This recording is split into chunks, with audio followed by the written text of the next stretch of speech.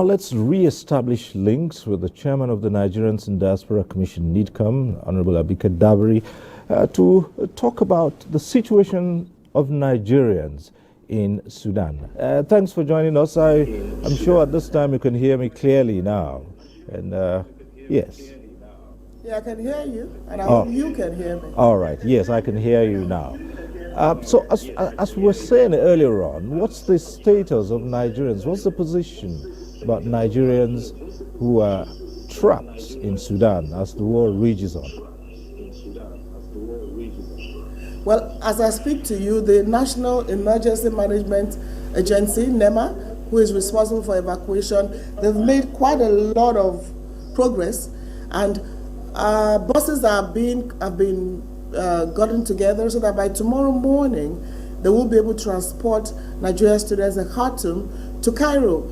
And we're looking at borders in Cairo, particularly Luxor and Aswan, where we can transfer the students to, and then from there they can be able to fly down to Nigeria. So that is the plan as of now, and we're hoping that by tomorrow morning that will happen. Now, it's very important that before we put the students on buses to go on that journey, there must be security. So the Minister of Foreign Affairs has been able to talk to the two sides of the divide to ensure that they keep our citizens safe while they drive through. Imagine 10 buses, for instance, in a war situation, just going, and then one enemy camp just, seize you and arrest you and say, look, you are an enemy. So we don't want to take our students from a dangerous zone to a more dangerous zone. So that was very important, and I'm glad that that has been sorted by the Minister of Foreign Affairs. So by tomorrow morning, again, funding, getting the buses paid for. There are challenges in a war situation. Imagine you pay for buses and the person disappears. What do you do?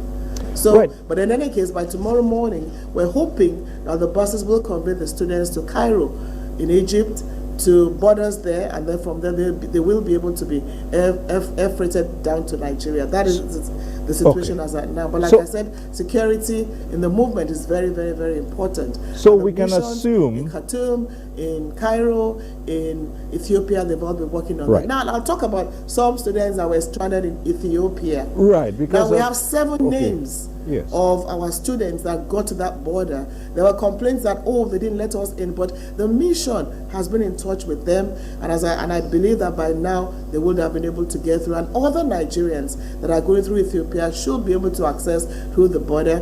And our mission in Ethiopia now also attempted to say, let us stay at the border, but the Ethiopian authorities refused because they have the Tigray crisis too, which is ravaging the country. So that is the situation as of now, and we're optimistic that very, very soon, our students will be back home. Right. So from what you're telling me now, we can assume that neighboring countries are offering assistance to Nigeria to evacuate its citizens from Sudan.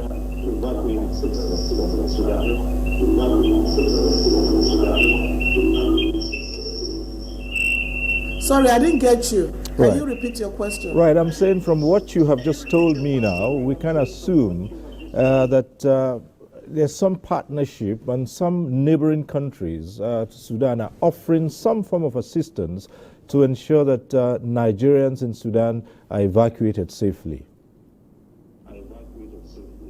Yes, even Egypt is offering security too. Right. So the mission is talking to them on both sides. Our ambassador in Egypt is also arranging security from Egypt. So that it can be on both sides. Yes, so there's been cooperation. The relationship between President Buhari and the Ethiopian Prime Minister is very good. So we've been enjoying the goodwill of the neighbors to support us as much as they can. Yes. Right. And of course, our missions have been working 24/7 to ensure that just before you go in this deadly war. Just before you go, I'd like you to quickly respond to suggestions that Nigerian authorities might not have acted quickly enough to evacuate its citizens. I'd like you to respond to that quickly before you go. Well, I don't know how quickly you can react in a war situation. Maybe yes, maybe no, maybe there are some bureaucratic bottlenecks. We're dealing with multi-agencies, NEMA, NIDCOM, Ministry of Foreign Affairs, Humanitarian, Immigration, NI, everybody are working together.